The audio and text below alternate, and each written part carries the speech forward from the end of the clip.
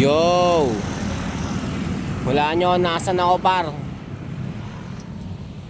Lapit na mag-uwian. No? Marami ako na-realize par sa mga panahon na tawag dito. Ay, tara na!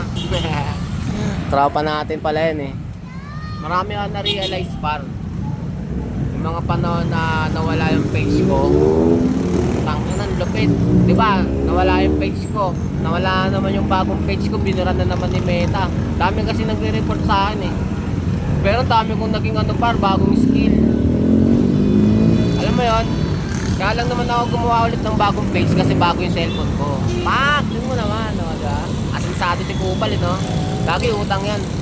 Pagka na-realize ko na tawag dito, maging kontento sa mga nangyayari sa'yo, sa mga blessing mo. Di mo alam, ang dami mo nang palang blessing sa buhay.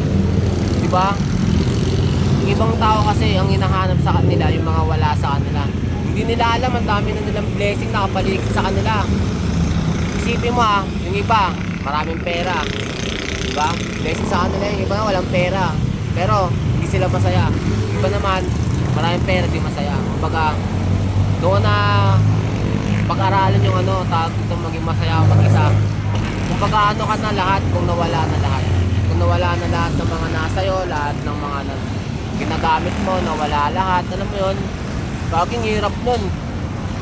Tapos nahuli ako ng LTO, para puta ba, hindi na ako nun. Bado ako mga kulang-kulang 20. Puta ka na, patong-patong problema ko. Pak! Awit eh. Pero survive naman. Dami pinunong sa akin.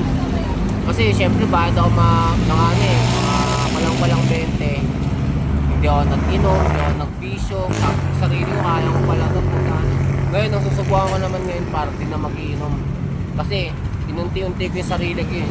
Una beer, sunod gin, sunod tubig na yan.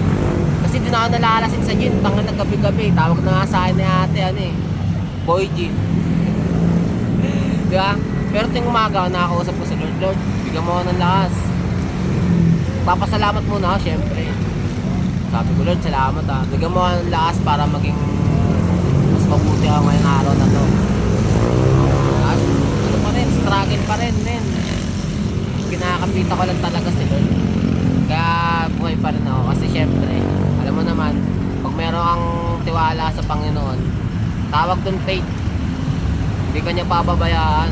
Bibigyan ka niya ng problema, pero nasa yon, may basing nagkakaroon ng problema, nahahawa ng negativity, di ba?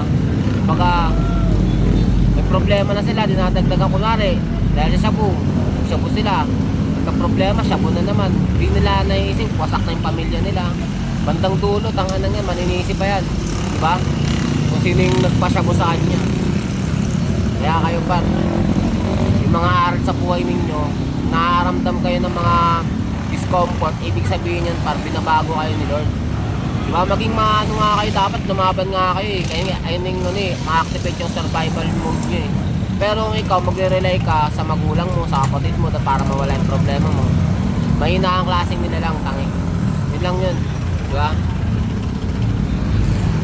Ay, gog.